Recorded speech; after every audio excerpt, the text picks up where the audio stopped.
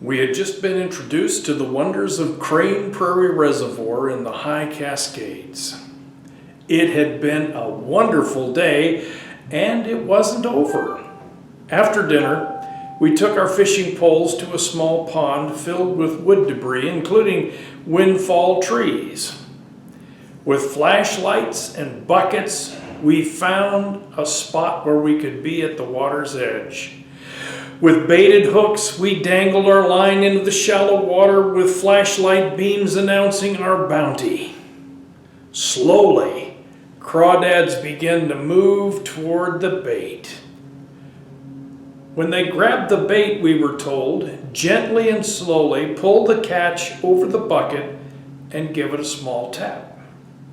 The crawdad would lose its grip and fall into the bucket, where it was unable to climb the sides to freedom.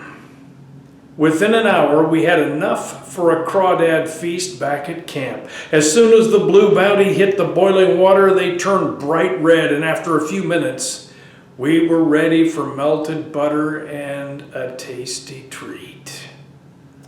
These are sometimes referred to as freshwater lobster, and they were delicious.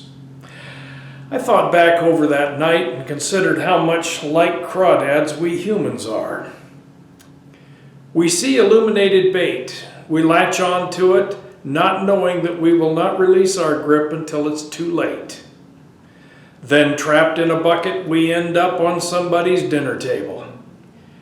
Each of us is attracted to a different kind of bait, but the results are the same. For some, it's money. For some, it's fame. For others, it's acceptance. Still others, it's the mind-altering substances. They make us feel so good, and we cling to them until we're trapped. And then we fall into the bucket. Reminds me of a conversation Jesus had with Peter. The disciples had succumbed to the bait of power and control after the Last Supper, and Jesus said, "Simon, Simon, Satan has asked to sift you as wheat, but I've prayed for you, Simon, that your faith may not fail, and when you have turned back, strengthen your brothers." But he replied, "Lord, I am ready to go to prison and to death with you." Jesus said, "I tell you, Peter, before the rooster crows today, you will deny 3 times that you know me." That's Luke 22, verses 31 through 34. Sometimes we're fooled into thinking that we can avoid the bucket. But the gospel story reveals a different reality.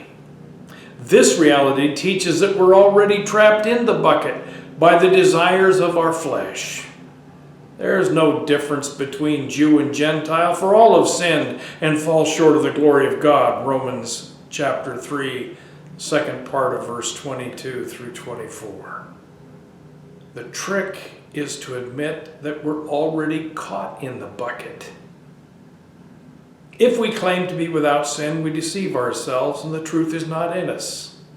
If we confess our sins, he's faithful and just and will forgive us our sins and purify us from all unrighteousness. That's 1 John 1, 8 through 9.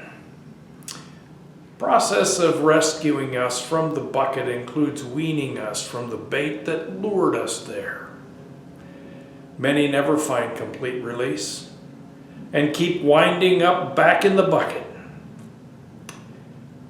But now the Lord is Spirit, and where the Spirit of the Lord is, there is freedom.